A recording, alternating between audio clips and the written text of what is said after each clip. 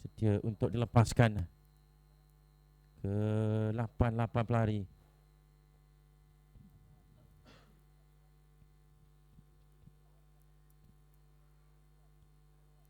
Sudah pernah dilepaskan, permulaan yang agak baik ditunjukkan di lorong yang ketiga dan juga yang keempat. Adelia Dania dan juga Natalia AB. Begitu juga dengan lorong yang kelima, Fatin Nashira. Namun perhatikan kedudukan dan juga pecutan yang sudah pernah dilakukan oleh pelari di lorong yang kelima dan juga lorong yang keenam. Terus cuba untuk kekal berada di hadapan.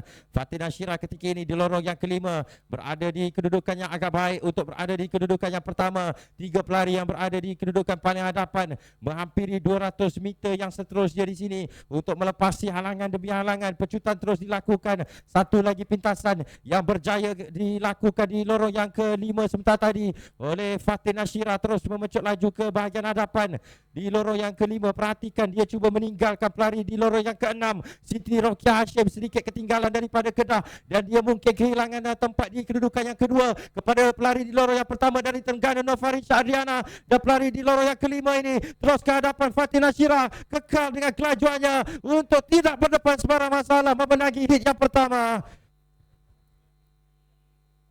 dengan 1 minit 43 1 saat. Walaupun di peringkat awal kita melihat bagaimana Siti Rokia Hashim yang meluru untuk memimpin separuh perjalanan, namun akhirnya dia dipintas oleh Fatin Nashira yang sekaligus mengesahkan kemenangannya.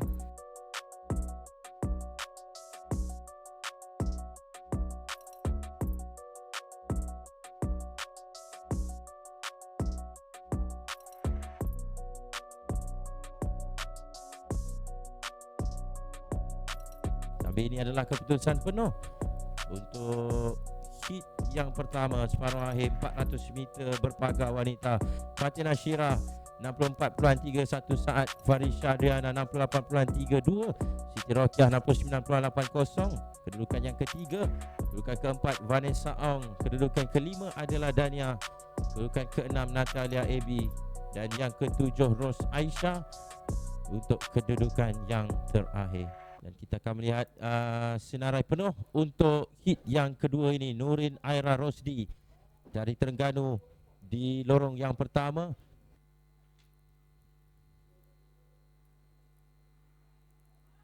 Sudah pun dah dimulakan permulaan baik ditunjukkan oleh kesemua pelari di peringkat awal ini.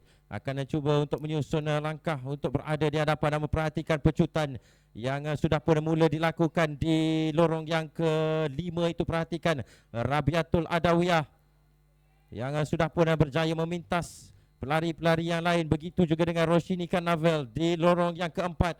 Untuk pelari dari Perak itu cuba berada di bahagian hadapan sekali ketika ini.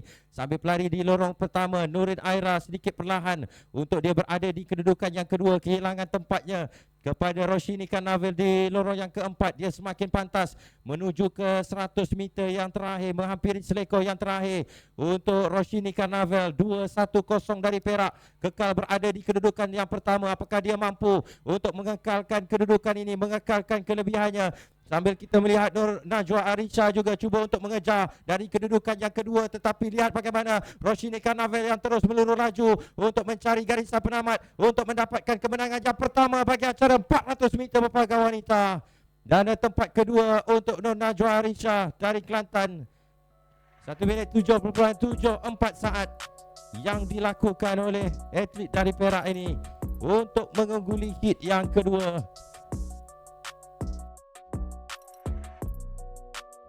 Ini adalah keputusannya bagaimana Roshini 67.73 saat di kedudukan yang pertama. Najwa Arisha di tempat kedua 69.86 saat. Koni Chia Weni kedudukan ketiga 70.31 saat.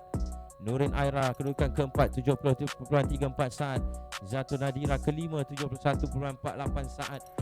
Rabiatul Adawiyah 71.63 untuk kedudukan keenam dan kedudukan ketujuh Ho PN